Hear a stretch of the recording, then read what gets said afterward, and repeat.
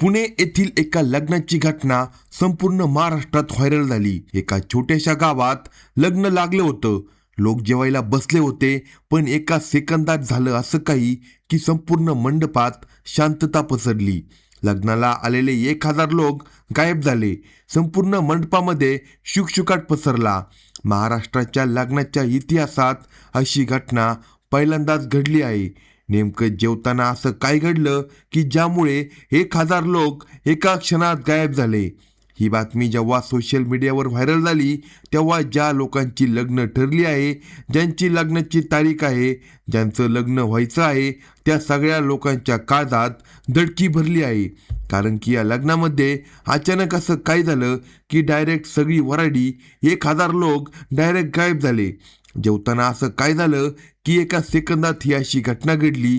ज्यांची लग्न ठरली आहे ती लोक आता घाबरत आहे।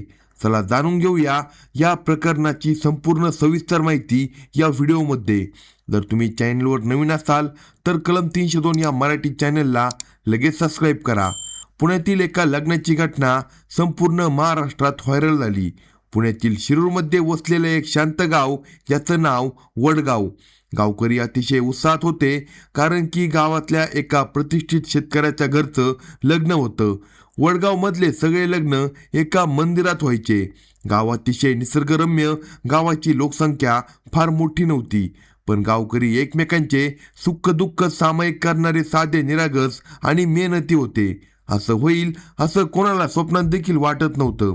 या गावाचं नाव संपूर्ण महाराष्ट्रात व्हायरल होणार होतं ते एका लग्नामुळे।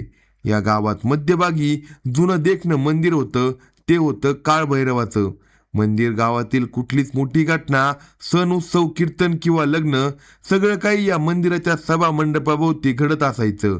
तो दिवसही तसाच होता। सकाळपासून उत्साहाचं वातावरण। गावात एक वेगळाच उत्साह होता, कारण की गावातील एका नामवंत शेतकरी रावसाहेब शिंदे यांच्या मुलाचं लग्न होतं। मुलाचं नाव होतं अमोल आणि मुलगी होती शेजारच्या गावातून आलेली पूजा।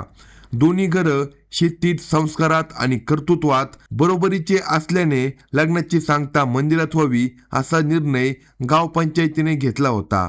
सकाळी 9 वाजता मंगलस्नान, 12 वाजता मुहूर्त आणि दुपारी 2 वाजेपर्यंत मंडपाच्या बाजूला जेवणाची व्यवस्था केली होती। परंतु लग्नात पुढे असं काही घडलं, 1000 लोक डायरेक्ट गायब होतील। जेवताना एका सेकंदात असं काहीतरी विचित्र घडेल असं कोणालाही वाटलं नव्हतं। कोणाच्याही मनात असा विचारही आला नव्हता। लग्नासाठी रंगीत मंडप उभारला गेला होता। पाटावर शेकडो सजावटींच्या माळा लटकत होत्या। गावातील महिला सुद्धा एकत्रित आल्या होत्या, कारण त्या दिवशी हळदी समारंभ सुद्धा होता। लग्नाला वराड निघालं होतं।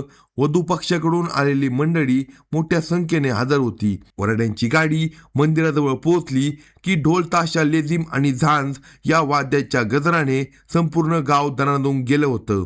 अमोल आणि पूजा मंडपात स्टेजवर आले। वराने शुभ्र धोतर, पांढरा शर्ट, सोन्याची शाल पांघरली होती।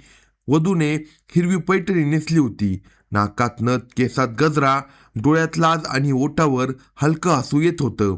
संपूर्ण गाव जमलं होतं, परंतु पुढे त्यांच्यासोबत असा भयंकर प्रकार घडेल असं त्यांना कधीच वाटलं नव्हतं।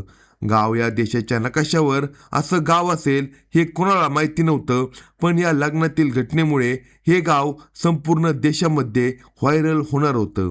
या घटनेनंतर अनेकांना विश्वासच बसत नव्हता, पण म्हणतात ना, जेव्हा स्वतःवर वेळ येते तेव्हा स्वतःला समजतं, तेव्हाच घटनेचं गांभीर्य कळतं। असंच प्रत्येक या गावामध्ये लोक जेवताना त्यांच्यासोबत असं काहीतरी घडणार होतं की ज्यामुळे सर्वांच्याच पायाखालची जमीन सरकणार होती। आता लग्न सुरू झालं। पारंपरिक पद्धतीने रीतिरिवाजाप्रमाणे सगळे विधी सुरू होते। नवरदेव नवरी स्टेजवर आले होते। हळदीचा कार्यक्रम देखील त्याच दिवशी होता। सुपारीचा कार्यक्रम देखील त्याच दिवशी होता। सगळे एका दिवशी करायचं होतं, त्यामुळे प्रचंड लगबग सुरू होती। कारण की लग्नाची घटिका जी आहे ती अगदी जवळ येत होती। अतिशय मंगलमय वातावरण सुरू होतं। जणू देव स्वतःच मंदिरात उभा राहिला की काय असं वाटत होतं। शेवटी लग्नाचा जो वेळ आहे तो जवळ आला। त्यानंतर भटजी आहे त्यांनी मंगलाष्टका सुरू केली। वधूवरांनी 7 फेरे घेतले आणि अखेर ते लग्न पार पडलं। आता वेळ आली होती जेवणाची आणि जेवणानंतर होणाऱ्या त्या धक्कादायक प्रसंगाची। परंतु लग्न पार पडल्यानंतर ते संकट अजून टळलं नव्हतं. त्यांना भीती वाटत होती की पाऊस येतो की काय, अजून काही नैसर्गिक संकट येतं की काय. पण त्यांनी आयुष्यात विचार केला नव्हता की त्यांच्यासोबत जे संकट येणार होतं ते अतिशय वेगळं होतं. ते संकट थेट जेवणाच्या पंक्तीतच येणार होतं. याची शाश्वती कोणालाच नव्हती. लग्न आटपलं, आता वेळ झाली होती जेवणाची. मंदिराच्या मागच्या बाजूला भलीमोठी पंगत लागली. 1000 लोकांसाठी जवळपास मसालेदार भाजी, पापड, लोणचं असे अनेक पदार्थ होते. अनेक लोक पंक्तीला बसले होते, तर काहींना जागा मिळवण्यासाठी ते उभे होते. आता बैठक ही भारतीय बैठकच होती. साधं लग्न होतं, गर्दी प्रचंड होती, पण जेवण पद्धत होती ती भारतीय पद्धतीनेच लावली होती. कुठल्याही प्रकारचे टेबल लावले नव्हते. भव्य मेजवानी सुरू होती. वराई मंडळी जेवता जेवता मोठ्याने गप्पा मारत होते. काही कमी पडू देऊ नका, चला पुढे घ्या लवकर, असे आवाज येत होते. मुलं पायागळ पडत होते. सगळीकडे आनंदी आनंद, हास्याचा उत्साह. लोक जेवून तृप्त होण्यासाठी आता वाट पाहत होते. पण यात आनंदी वातावरणात कुणाला अंदाज नव्हता की पुढच्या क्षणात संपूर्ण पंगत कोलाहल बदलणार होती. 1000 लोक एका क्षणात गायब होणार होते. झालं असं, वाढायला सुरुवात झाली. पंक्तीमध्ये लोक बसलेले होते. हळूहळू एक एक पदार्थ येत होता. आधी पुऱ्या आल्या, त्यानंतर भाजी आली, त्यानंतर बुंदी आली, त्यानंतर भात आला, त्यानंतर डाळ आली. प्रत्येक एक एक गोष्ट येत होती. लोक विचार करत होते, किती मेनू आहे, अजून मेनू संपतच नाही. अक्षरशः जेवण सुरू करायचं की नाही लोक वाट पाहत होते. पण हळूहळू एक पदार्थ येत होता. पापड आलं, लोणचं आलं, त्यानंतर काकडीचा सलाद आला. एक एक गोष्ट येत होती. लोक आता पदार्थ मोजायला सुरुवात करत होते. प्रत्येक जण पत्रावळीकडे पाहून अतिशय तृप्त झाला होता. पण अखेर सगळे पदार्थ वाटून झाले. शेवटच्या रांगेपर्यंत प्रत्येक पदार्थ पोहोचला की नाही हे वरबापानं लक्षपूर्वक बघितलं होतं. आणि अक्षरशः ती घोषणा झाली, आता जेवण सुरू करा. आणि प्रत्येकाने जेवायला सुरुवात केली. एक घास घेतला असेल की काय, त्याच वेळेस एक भयानक संकट आलं. साधारणपणे दुपारचे 2 वाजले होते. अचानक हवेमध्ये एक विचित्र आवाज येऊ लागला. सुरुवातीला लोकांना वाटलं कोणाचा तरी फोन व्हायब्रेट होतोय किंवा एखाद्याचं ड्रोन शूटिंग करत असेल. पण तो आवाज सेकंदाला वाढत होता. आकाशात अचानक काळे टिपके दिसू लागले. एका लहान मुलाने आकाशाकडे बोट दाखवून ओरडलं, आई ते बघ वर काय आहे. पण पुढच्या क्षणी लोकांच्या अंगावर काटा आला. ते काळे टिपके काय होते, त्या टिपक्यातून व्हायब्रेट झाल्यासारखा आवाज काय येत होता. ते काळे टिपके आता असं काय करणार होते की 1000 लोक डायरेक्ट गायब होणार होते. ते काळे टिपके दुसरे तिसरे काही नसून आग्या मोहळाच्या हजारो मधमाशा होत्या. वडाच्या झाडावर एक भलं मोठं फुळं कुणीतरी नकळत डिवचलं होतं. त्या मधमाशा थेट लग्नाच्या मंडपात घुसल्या. पहिली माशी एका पाहुण्याच्या ताटात पडली. दुसऱ्या सेकंदाला हजारो माशा लोकांच्या डोक्यावर आणि चेहऱ्यावर हल्ला करू लागल्या. आता लग्न मंडपात खरा सुरू झाला हाहाकार. पुण्यातले ते कणकर वराडी जीव वाचवण्यासाठी सायरा वायरा पळू लागले. ताटं पालथी पडली. मंडपाचे महागडे पडदे फाटले गेले. काही लोकांनी डोकं झाडण्यासाठी साड्या शाल्या ओढल्या. मग माशा कपड्याच्या आत घुसून चावत होत्या. जीव वाचवण्यासाठी चक्क पाहुण्यांनी जवळच्या सांडपाण्याच्या उघड्या गटारात उड्या मारल्या. माशाच्या डंकापेक्षा घाणीत पडणं त्यांनी पसंत केलं. पण असं का?